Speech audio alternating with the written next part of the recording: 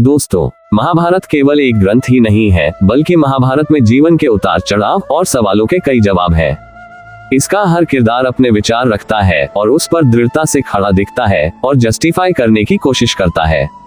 लेकिन जब ये कसौटी पर परखे जाते हैं तब पता चलता है कि इनमें से कई विचारों की जमीन ही नहीं है। ऐसे ही एक संवाद में भगवान श्री कृष्ण ने कर्ण को निरुत्तर कर दिया था और अपने साथ हुए अन्याय गिनाए थे। आइए सुनते हैं श्री कृष्ण कर्ण संवाद और कसौटी पर परखते हैं उनकी परिस्थितियों और विचारों को। महाभारत के दौरान श्री कृष्ण और कर्ण का एक संवाद गहरे निहितार्थ को उजागर करता है। इसके अनुसार कर्ण श्री कृष्ण से पूछता है कि मेरा जन्म होते ही मेरी मां ने मुझे त्याग दिया। क्या अवैध संतान होना मेरा दोष था? द्रोणाचार्य ने मुझे सिखाया नहीं क्योंकि मैं क्षत्रिय नहीं था। परशुराम जी ने सिखाया, लेकिन अभिशाप दे दिया कि जिस वक्त मुझे विद्या की सर्वाधिक जरूरत होगी उसी वक्त मैं उस विद्या को भूल जाऊंगा, क्योंकि उनके अनुसार मैं क्षत्रिय नहीं था। कर्ण ने आगे कहा, संयोगवश गाय को बाण लगा और उसके मालिक ने मुझे शाप दे दिया। द्रौपदी स्वयंवर में मेरा अपमान किया गया। माता कुंती ने आखिर में मेरे जन्म का रहस्य बताया, और वो भी दूसरे बेटों को बचाने के लिए। जो भी दिया दुर्योधन ने दिया, तो मैं उसकी तरफ से न लड़ूं तो किसकी तरफ से लड़ूं? इसमें मेरी गलती कहाँ है? अन्याय के पक्ष से लड़ रहे कर्ण के खुद को पीड़ित दिखाने और उसे न्यायोचित ठहराने की कोशिश पर भगवान कृष्ण ने जो जवाब दिया उससे कर्ण निरुत्तर हो गया। भगवान कृष्ण ने कहा, हे कर्ण, मेरा जन्म कारागार में हुआ। जन्म से पहले ही मेरी हत्या की योजना बनाई जाने लगी थी। मृत्यु मेरा इंतजार कर रही थी। जन्म के साथ ही माता पिता से दूर कर दिया गया।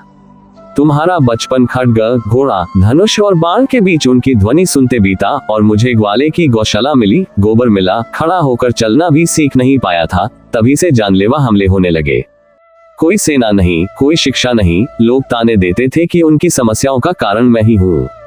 तुम्हारे गुरु जब तुम्हारे शौर्य की तारीफ कर रहे थे, मुझे उस उम्र में शिक्षा तक नहीं मिली थी।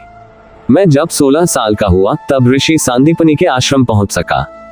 तुम अपनी पसंद की कन्या से विवाह कर सके। मैंने जिससे प्रेम किया उससे विवाह नहीं हुआ। उनसे विवाह करने पड़े जिसे मैंने बचाया था या जिन्हें मेरी चाहत थी। जरासंध से बचाने के लिए पूरे समाज को समुद्र किनारे बसाना पड़ा। युद्ध से पलायन के कारण मुझे भीरू कहा गया। एक बात याद रहे कर्ण, जिंदगी हर व्यक्ति के सामने चुनौतियां पेश करती है, वह किसी के साथ न्याय नहीं करती।